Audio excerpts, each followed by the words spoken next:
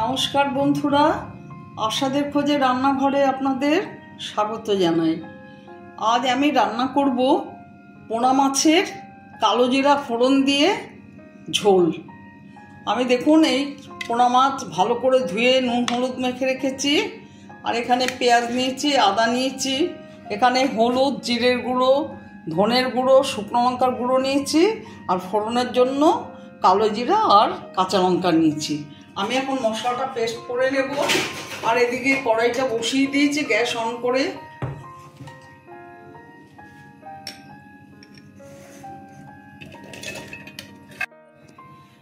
কড়াই গরম হয়ে গেছে, সর্ষের তেল দিয়ে দিচ্ছি, মাছগুলো ভেজে নেব।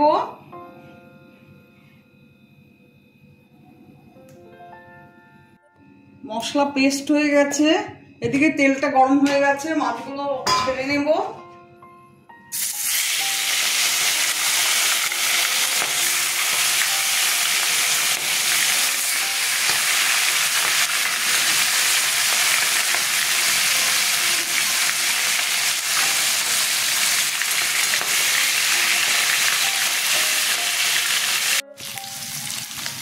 সব মাছ ভাজা হয়ে গেছে, তুলে নিচ্ছি।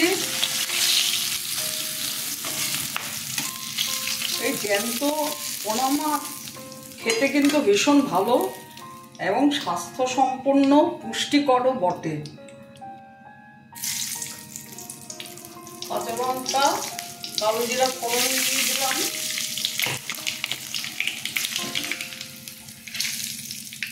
পেঁয়াজ আর আদা ছেড়ে দিলাম।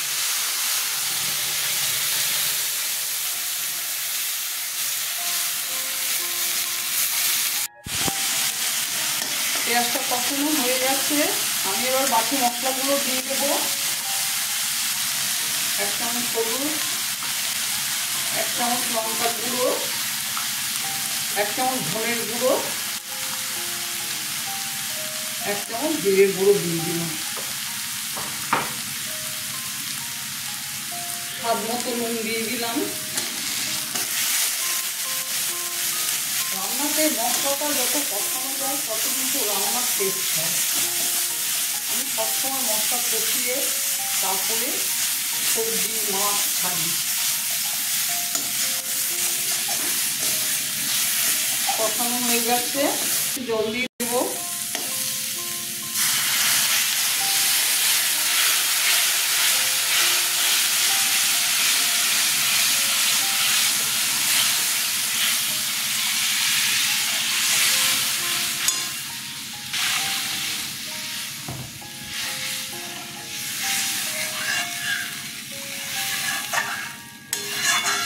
আমি এখন আর এটা ঢাকবো না, ঝোলটা ফুটলে পরে মাছগুলো ছেড়ে দেব। ঝোল ফুটে গেছে, মাছগুলো ছেড়ে দিচ্ছি।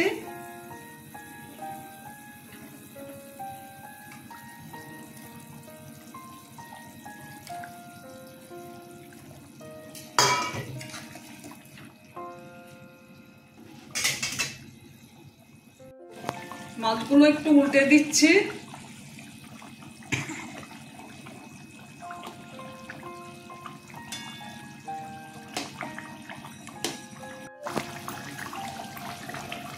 মাছের ঝোল প্রায় রেডি। আমার ভিডিওটা যদি আপনাদের ভালো লেগে থাকে প্লিজ একটা লাইক, শেয়ার, অবশ্যই সাবস্ক্রাইব করে দেবেন, সাথে কমেন্টস দেবেন। আপনারা ভালো থাকবেন, সুস্থ থাকবেন, আর এইভাবে পোনা মাছ রান্না করে খেয়ে দেখবেন, ভীষণ ভালো লাগে। যাই হোক, আমি এখন গ্যাস অফ করে দেব। আমার ভিডিওটা দেখার জন্য আপনাদের ধন্যবাদ। 2 মিনিট পরে সার্ভ করে দেব। এখন আমি গ্যাস অফ করে মাছের ঝোলটা ঢেকে রাখবো। এতক্ষণ আমি ঢাকা দিইনি, আমি আলগা করেই ঝোলটা তৈরি করেছি। গ্যাস অফ করে দিলাম, ঢেকে দিলাম।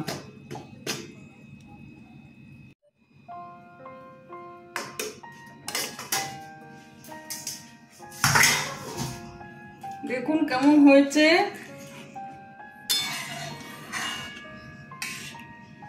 আমি এখন সার্ভ করে দেব।